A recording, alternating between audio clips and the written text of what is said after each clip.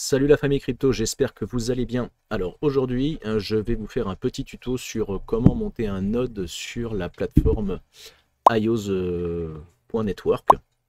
Alors, on parle beaucoup en ce moment des projets d'Epin, donc tout ce qui est AI. Et là, effectivement, vous pouvez monter un node assez facilement sur leur plateforme. Le gros avantage, c'est que ça ne prend pas beaucoup de place et c'est très très facile à mettre en place. Alors, vous aurez la possibilité de la monter sur plusieurs plateformes, que ce soit Linux, Mac ou Windows. Moi, je vais vous faire voir pour Windows ce qu'il y a de plus facile. Ce qu'il vous faudra, c'est essentiellement un processeur quand même qui tienne la route. Vous pouvez l'installer sur votre PC gamer ou quoi que ce soit. Euh, Surtout, en fait, un disque dur d'une certaine capacité. Alors qu'il fasse 500 Go ou qu'il fasse 14 Tera, ça ne change rien. Enfin, ça change rien si, ça change juste en fait que vous aurez plus d'espace de stockage à fournir à la plateforme. Alors pour l'instant, la plateforme est on va dire, en développement. C'est un projet quand même qui est assez ancien déjà. On va le voir. Mais pour l'instant, il n'y a en fait que le storage qui est utilisé pour l'IA. Par la suite, on va pouvoir, lors des prochaines mises à jour, utiliser le processeur et votre carte graphique. Ce qui se différencie un petit peu des autres en fait, plateformes dans le même style, on va dire io.net ou FluxCore, c'est qu'en fait là, vous n'allez pas louer votre plateforme, en fait, vous allez participer à la décentralisation du réseau sur l'IA. C'est-à-dire qu'en fait, plutôt que de on va dire comme sur io.net ou FluxCore, en fait, vous allez donner votre puissance de calcul et on va vous la louer. Là, sur cette plateforme-là, en fait, il n'y a pas de location. Vous êtes payé en token natif iOS au sein de votre node. Et en fait, votre node, pour l'instant, ne peut prendre en charge que le stockage. Mais dans la future mise à jour, on pourra intégrer donc le processeur et la carte graphique. Et tout ça fera que l'ensemble participera à l'IA. Mais il n'y aura aucune location de votre puissance. Voilà la grande différence entre iOS et on va dire io.net ou FluxCore. Alors pour parler un petit peu du token, le token iOS, donc aujourd'hui on est à 73 centimes de dollars, on a une légère inflation, enfin une légère augmentation depuis quelques jours, on le voit, on était à presque 0,80. Ça c'est sur 24 heures. Si je prends sur un an, vous voyez que on a décollé avec effectivement l'avènement de l'IA et on en parle de plus en plus. Et voilà, le projet a quand même subi une forte baisse puisqu'on était à 2,20 $ pratiquement à son ATH, si je ne dis pas de bêtises. 2,65 l'ATH il y a 3 ans. C'est quand même un projet qui a quand même quelques années déjà. Et là, effectivement, avec le développement de l'IA en ce moment, celui-ci repart de plus belle. On a un market cap à 786 millions. Le seul truc, voilà, c'est la total supply qui est en fait infinie. Alors, ils parlent après de faire du burn de tokens. Pour l'instant, c'est pas mis en place. Ils essayent vraiment de développer le projet pour qu'il y ait un maximum de personnes. Mais vous voyez, quand même, sur un an, on a repris 2223%. Ce qui est quand même pas mal, c'est que le projet, voilà, a un regain d'intérêt et du coup, c'est pour ça que je vous en parle. Alors moi, il y a déjà quelques temps que j'ai un node chez iOS, mais en fait, je me suis aperçu que je pouvais en monter plusieurs et en fait, j'en ai monté 6 chez moi sur différents ordis que j'ai afin de multiplier en fait mes revenus potentiels. Voilà. Vous avez leur Twitter qui est très très bien fourni et qui est relativement assez intéressant. Là, ils viennent d'annoncer, donc il y a 3 heures, l'iOS Day Transfer, qui est en fait une plateforme de transfert de fichiers, auquel, si on va dessus, voilà, ils vous la présentent. Et en fait, c'est en gros un Google Drive euh, que vous pouvez payer en token natif en fait. Voilà, pour ça. Il y a plusieurs news, vous verrez, leur Twitter est vraiment bien achalandé en news. Donc si vous suivez le projet et que vous rentrez, enfin, que vous vous intéressez au projet, je vous conseille quand même de suivre leur Twitter, parce qu'il y a toutes les infos qui sortent dessus. Pour les autres choses, donc l'AI Compute, donc là, vous voyez, c'est encore en coming soon. Hein. On utilisera donc le CPU et le GPU en plus du stockage. Pour le stockage, bon bah ça, effectivement, c'est en route, c'est le node qu'on va monter. Vous avez aussi le stream WebQuery Video, qui sera aussi en fait utilisé d'une votre carte graphique pour l'inscription de la vidéo, votre CPU et votre stockage. Et vous avez donc le node IOS. Il y a quand même 71 000 nodes de montée. Le nombre de fichiers stockés sur ces nodes et le nombre d'espaces qu'il y a actuellement alloué à IOS. Voilà. Je vous laisserai regarder le projet, vous faire votre propre idée. Moi, voilà, j'ai fait mes recherches. C'est un projet qui peut m'intéresser puisque en plus c'est dans la dépine. Donc je pense qu'il y a peut-être un petit billet à faire derrière. Comme ils disent ici, en fait, le CPU et le GPU arriveront très très bientôt sur le node. En fait, ce sera incrémenté au node et vous aurez juste, en fait, vous voyez comme ici, votre stockage, par exemple, que vous allouez, le temps de délivrance donc de votre bande passante et le transcoding, en fait, pour la carte graphique que vous allouerez à votre nœud. Voilà pour cette petite présentation, hein. Il n'y a pas non plus 50 milliards de choses à présenter pour le moment. Le jour où la mise à jour se fera, je referai une vidéo pour vous expliquer comment modifier votre nœud et y ajouter votre carte graphique. Là, ce qu'on va faire, c'est que on va se rendre sur Node IOS Rewrite. Ici, vous choisissez donc soit la Mac, soit Windows, soit Linux ou en commande CLI. Nous, on va télécharger pour Windows. Voilà, il vérifie votre plateforme, enfin votre PC. Hein. Voilà, il va vous demander de créer votre node. À partir d'ici, vous créez un mot de passe. Hop, on continue. Il va vous dire qu'il va vous générer votre recovery phrase. Hop, bon moi je vais la cacher. Hein. Je vous conseille de la noter bien à l'abri des regards et de la mettre de côté. Vous faites continuer. Il vous demande si vous avez bien noté votre recovery phrase. Vous continuez. Il va vous demander si vous voulez télécharger votre private case. Je vous conseille fortement de la télécharger et de la mettre sur une clé USB à part pour ne pas la laisser sur votre PC. Voilà, vous faites continuer. Il va vous demander si vous l'autorisez. Vous l'autorisez. On va laisser se lancer.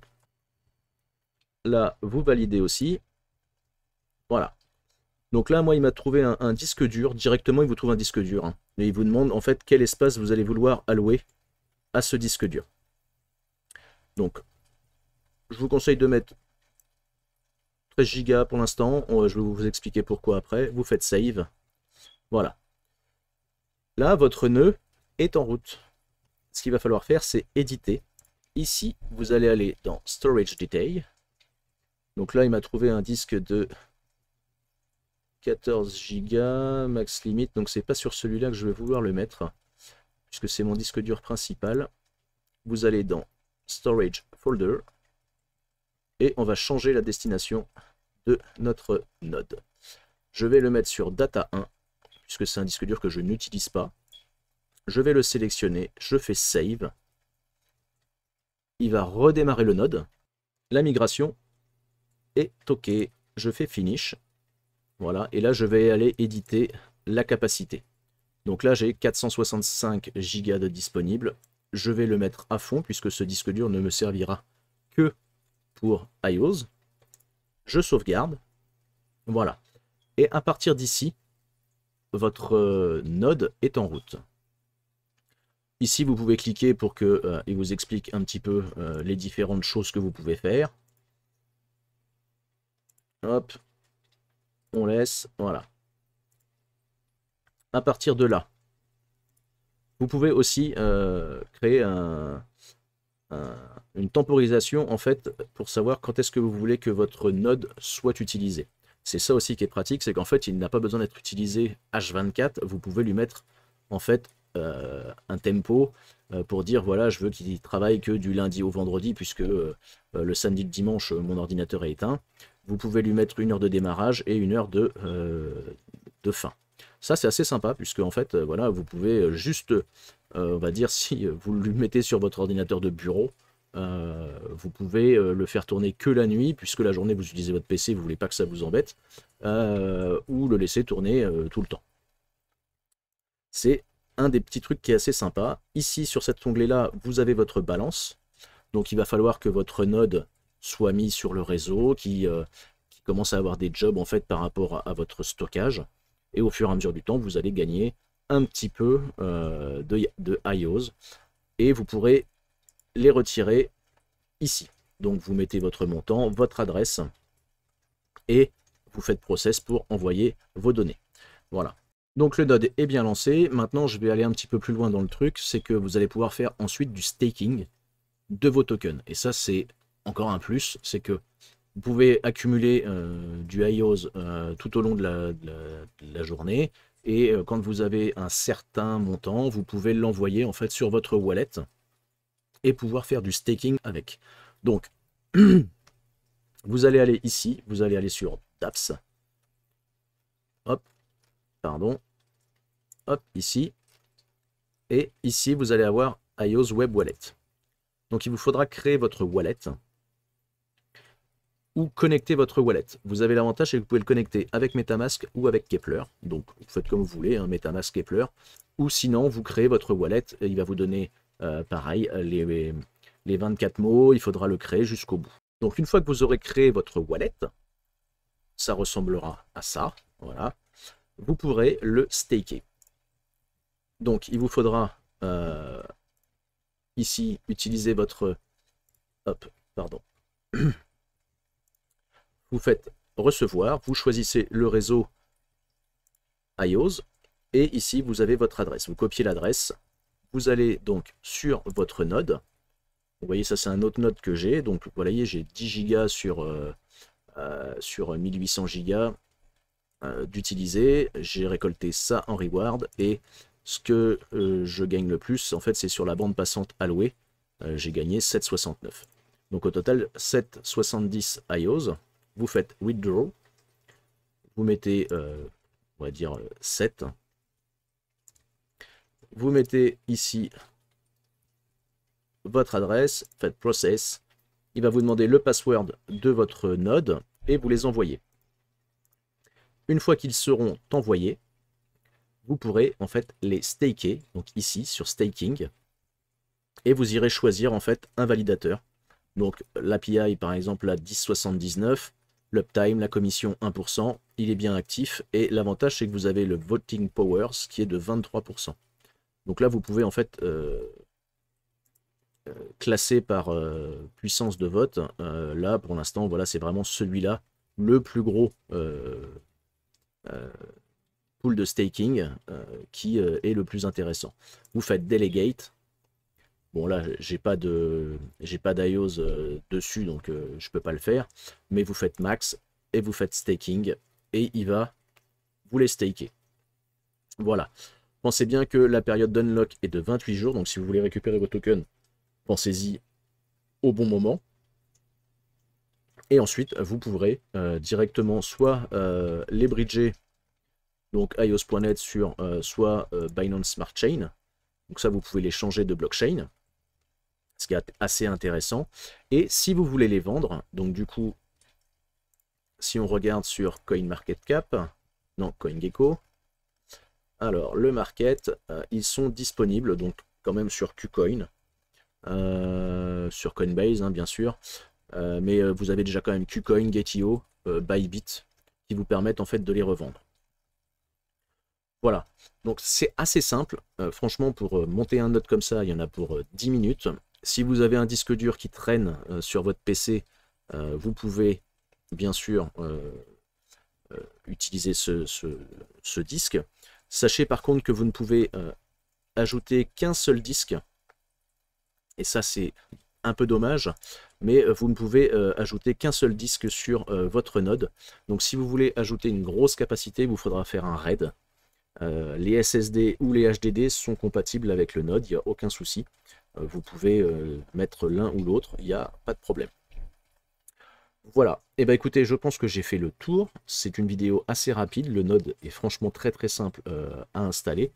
Pour ceux qui souhaiteraient l'installer, hop, sur Mac, c'est pareil, c'est un fichier téléchargé. Sur Linux, c'est un fichier téléchargé. Et en ligne de commande, vous les avez ici sur, par exemple, un Ubuntu serveur si vous voulez le mettre dessus. Voilà, donc c'est vraiment très très simple.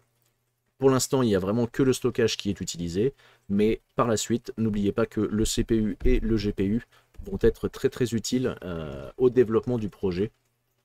Et je voyais sur leur Twitter, en fait, comment ils expliquent la différence entre eux et les autres. Voilà. Des fois, un schéma, ça vaut plus qu'une explication. Le Deepin GPU et le GPU Wholesaler. Donc là, vous voyez, en fait, tous les processeurs, les cartes graphiques et les stockages, tout est relié entre eux pour pouvoir avoir une puissance maximum que sur les GPU Reseller, comme io.net, où vous allez louer en fait de la puissance de calcul par GPU. Là, vous allez vraiment utiliser l'ensemble de l'infrastructure pour l'IA. Voilà. Voilà pour ça, la famille crypto. Et bien écoutez, je vous dis bon montage de nodes et je vous dis à bientôt. Allez, ciao la famille crypto.